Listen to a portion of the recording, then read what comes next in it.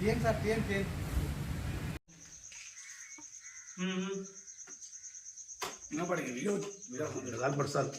చాలు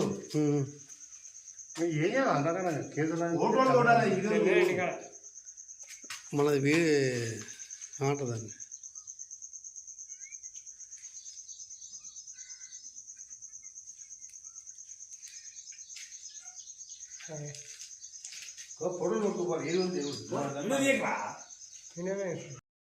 గౌడు కూడా నుంచాడు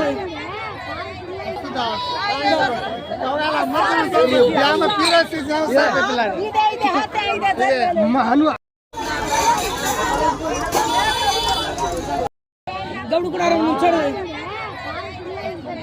పోలేండి పబ్లిక్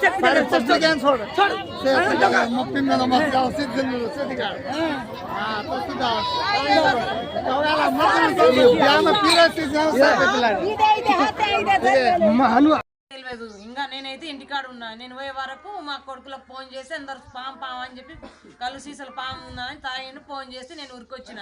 పోయే వరకు వాళ్ళు సీసాలు పక్కకు పారేసి గడ్డిపోస అని చెప్పకూడదు కదా.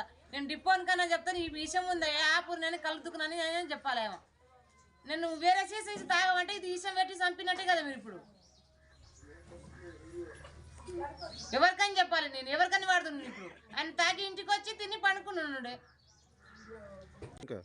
పాములు జర్రీలు సీసాలు అయితే నీట్గా బ్రుష్ తీసుకొని కడగాలి ఈగలు రాకుండా.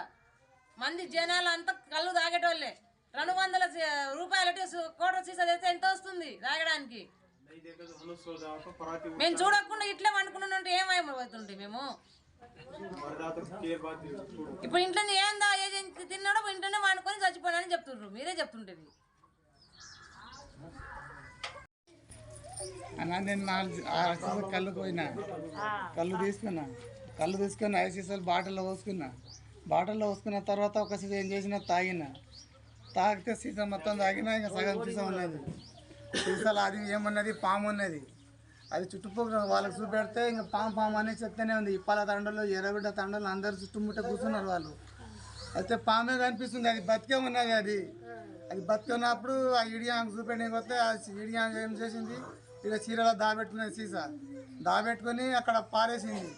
ఈ పక్కల చుట్టుముఖం ఉన్న వాళ్ళు ఏం చేసి పలగొట్టిండ్రు సీసాలని, కాల్చీలు మొత్తం పలగొడుతున్నారు. పాము అయితే బతికే ఉన్నది. అది తీసుకొని అది గడ్డి పోతా ఉన్నది. అది చెప్తున్నాయేమో. ఒకవేళ నేను ఒకవేళ చచ్చిపోతే నా పిల్లలు నా పెళ్ళము అది ఏం చేయాలి? నేను నా పరిస్థితి ఏంది సార్? తాగిన ఒక సీజన్ మొత్తం తాగిన నేను, దాంట్లో బతికే పాము ఉన్నది. ఇగో కళ్ళు మొత్తం తిరుగుతున్నాయి, ఇగో కళ్ళు చేతులని గదగద మునుగుతున్నాయి. ఇప్పటి వరకు కళ్ళు వాసినాయి నాది. మళ్ళీ హాస్పిటల్కి వెళ్తున్నా నేను. రాత్రి మా పిల్లలు చిన్న పిల్లలు మొత్తం హైదరాబాద్ నుంచి వచ్చినారు. ఇప్పుడు చాలా బిజీగా ఉంది. నెత్తి అయితే చాలా తిరుగుతుంది నాది. అంతా ఎట్లెట్లనో అవుతుంది, ఊపిరి ఆడతలేదు నాకు. మళ్ళీ హాస్పిటల్కి వెళ్తున్నాను. అది కాలు చేతులు మొత్తం అనపుతున్నాయి. మళ్ళీ ఇంటికి పోయేటాలకు బుగులు అవుతుంది నాకు సారు. మళ్ళీ హాస్పిటల్ పోతున్నా నేను.